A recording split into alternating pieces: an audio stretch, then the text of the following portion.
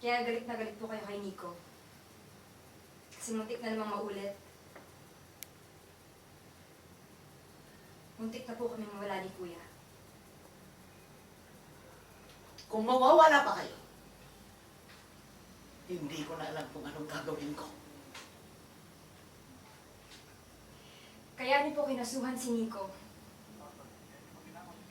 Kaya niyo po tinakot si Nico. Nakakasuhan niyo siya para lang lumayo sa amin. Sino nagsabi sa'yo niyan? Si Nico?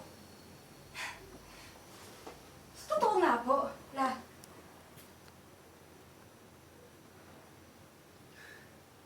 Unti-unti nang nawawala. Namamatay ang pamilya ko dahil sa aksidente. Tapos gusto niyo akong manahimik.